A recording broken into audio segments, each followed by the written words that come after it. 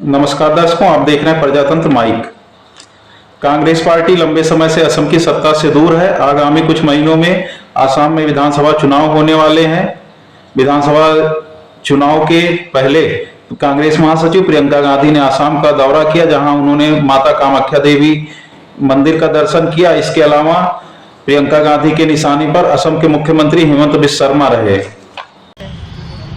एक सकारात्मक नेता होता है, मतलब एक पॉजिटिव माइंडसेट का नेता होता है, जो आपको बताएंगे कि हम आपके लिए क्या करना चाहते हैं, किस तरह से विकास करना चाहते हैं, किस तरह से हम असम में बदलाव लाना चाहते हैं, हम असम की संस्कृति, हम असम की जो भावनाएं हैं उसको किस तरह से हम प्रोटेक्ट कर सकते हैं। एक वो तरह की राजनीति होती है, और दूसरी ये होती है कि ध्रुवीकरण कराओ, एक दूसरे से लड़ाओ, किसी को एक दिन कोई गाली दे दो, किसी को दूसरे दिन किसी और को गाली दे दो, किसी के परिवार पर आक्रमण करो। तो ये हमारी राजनीति ना हुई है कभी और ना कभी होगी। और जिस तरह से गौरव जी और उनके परिवार पर आक्रमण हो रहा है, एक तरह से मुझे लगता है कि भारतीय राजनीति में और प्रदेश असम की राजनीति में एक मिसाल होना चाहिए कि ऐसी राजनीति गलत राजनीति है। किसी के बच्चों पे, किसी की परिवार पर इस तरह से वार नहीं होना चाहिए, और ख़ास तौर से जब सारा गलत, सारा झूठ है।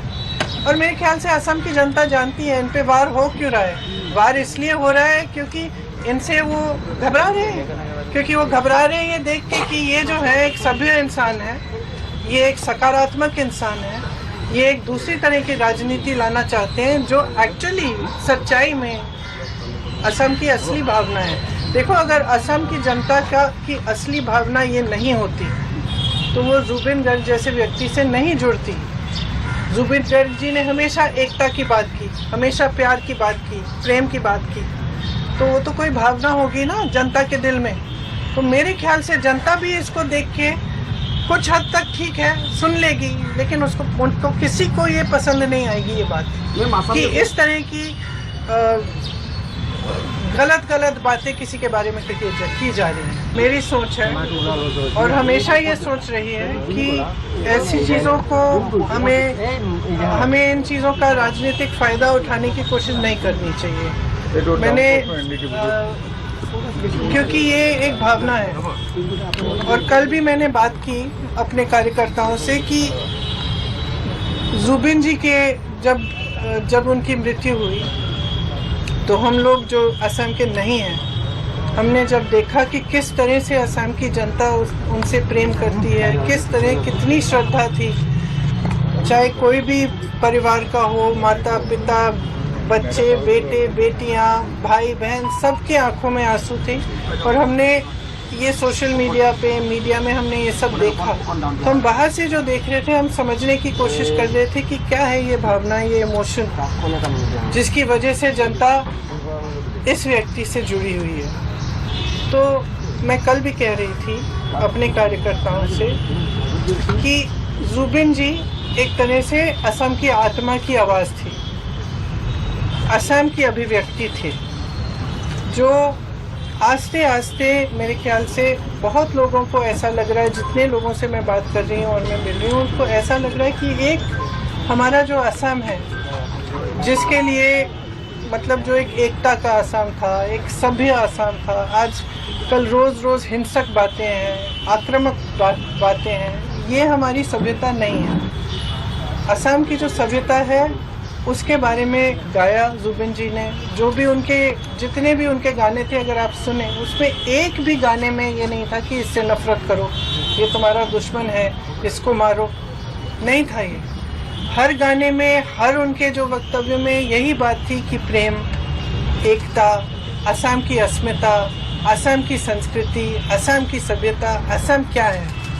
और मैं कल अपने कार्यकर्ताओं को कह रही थी कि देखो, हम भी उसी चीज़ के लिए लड़ रहे हैं। एक तरह से हमारी लड़ाई जो है असम की संस्कृति, असम की सभ्यता को बचाने की लड़ाई है, और हमें ये बात समझनी है। बस इसका हम जुबिन जी का इस्तेमाल, राजनीतिक इस्तेमाल नहीं करना चाहते और ना किसी को करना चाहिए। वो एक राजनीति से ऊपर थे, उनका जुड़ाव जनता के साथ एक भावनात्मक जुड़ाव था, एक जज्बाती जुड़ाव था। वो पॉलिटिक्स में नहीं थे, ये नहीं थे कि सीएम बनने जा रहे हैं कि जनता उनसे किसी वजह से पॉलिटिकल वजह से जुड़े। जनता इसलिए जुड़ी क्योंकि जनता के दिल में वही भावना थी जिसके बारे में जुबिन जी बात करते थे। तो आज भी सुबह जब मैं गई तो फ्रैंकली बहुत ही मेरे लिए भी इमोशनल मोमेंट था, क्योंकि मैं ज़्यादा जानती नहीं थी जुबिन जी के बारे में पहले, और पिछले महीनों से मैं देख रही हूँ, मैं समझ रही हूँ। तो ये वक्त जब मैं वहाँ गई तो मैंने देखा कि किसी ने उनके लिए कुछ जो उनको पसंद था, लोग वहाँ पे 1 बजे रात तक आ रहे हैं, कोई अगरबत्ती जला रहा है, कोई किताब छोड़ रहा है उनके लिए, कोई फूल छोड़ रहा है। तो उसमें ये मतलब इस तरह के व्यक्ति जिनके साथ लोग इस अपनी भावना से, अपने दिल से जुड़ते हैं ना, बहुत कम होते हैं और बहुत ही ज़्यादा स्पेशल होते हैं। और ये हमेशा सबके दिलों में, अब हम सब जानते हैं उनके बारे में, देश भर जानता है, तो सबके दिलों में ये एक पवित्र जगह होनी चाहिए। इसका इस्तेमाल नहीं होना चाहिए, इसको किसी भी नकारात्मक सेंटिमेंट से जोड़ना नहीं चाहिए। ये इसकी अपनी जगह है, जनता के दिल में जगह है और उसका सब आदर करना चाहिए। इसीलिए मैं गई, पॉलिटिकल वजह से नहीं, मैं इसीलिए गई क्योंकि मैंने सोचा मैं पहली बार यहाँ आई हूँ उनकी मृत्यु के बाद, तो मुझे श्रद्धांजलि चुपचाप से अर्पित करनी चाहिए, तमाशा नहीं बनना चाहिए उसका। तो मेरी यही इच्छा थी।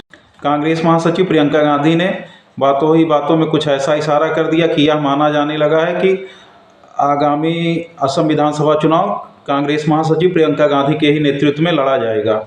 जब मैं राजनीति में नहीं थी तो मेरा काम होता था सोनिया जी और राहुल जी का चुनाव लड़ाना, रायबरेली और अमेठी में।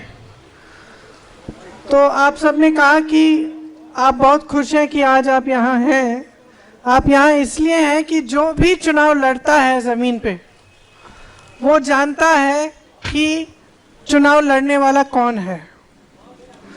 चुनाव लड़ने वाला ब्लॉक का अध्यक्ष है, ब्लॉक के मेंबर हैं, बूथ के अध्यक्ष हैं, बूथ के मेंबर हैं, कांग्रेस का साधारण कार्यकर्ता है। अगर आप नहीं लड़ते हो तो कोई चुनाव नहीं जीत सकता। मैंने ये अपना अनुभव खुद देखा है कि किस तरह से अगर संगठन मजबूत होता है, संगठन के जो कार्यकर्ता हैं उनमें जोश होता है, तो किसी भी परिस्थिति में चुनाव जीता जा सकता है।